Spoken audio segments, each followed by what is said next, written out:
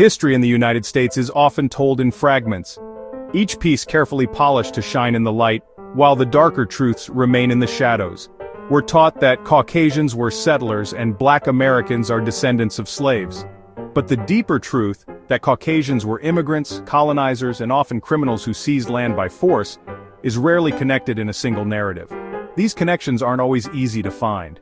Even when modern AI is asked directly, surface-level answers often omit or fragment the story.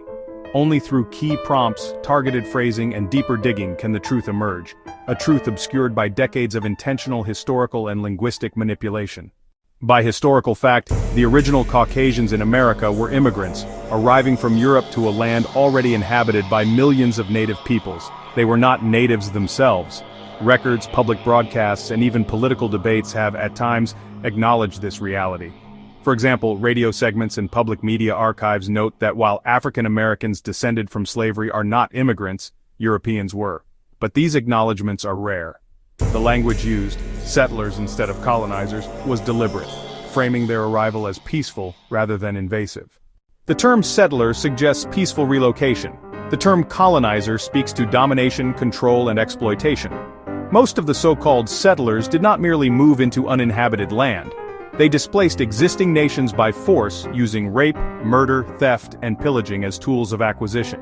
This is closer to colonization than settlement, but language manipulation softened the imagery for generations of history students. Many of these European arrivals were not idealized pioneers.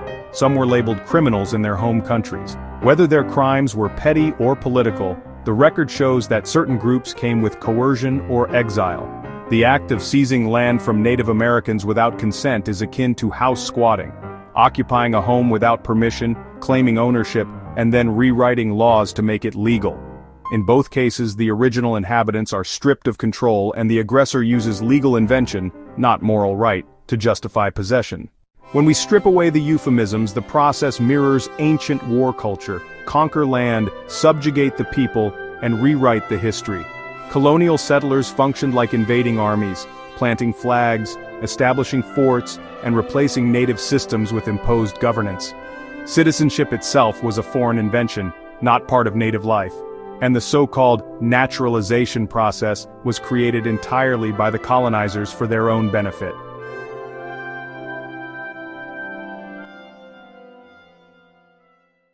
Over centuries, language has shifted to normalize this history. Settlers instead of invaders, citizens instead of subjects of conquest, immigration policy instead of occupation.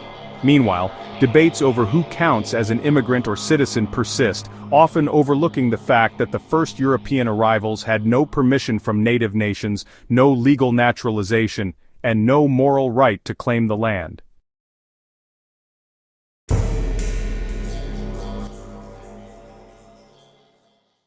The dots between immigration, colonization, criminal history, and language manipulation are rarely connected in one clear timeline.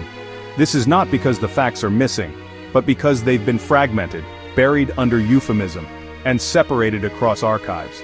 It took guided questioning, precise phrasing, and deliberate digging to bring these pieces together. A reminder that truth often survives not in plain sight, but in the spaces where someone is determined to look for it.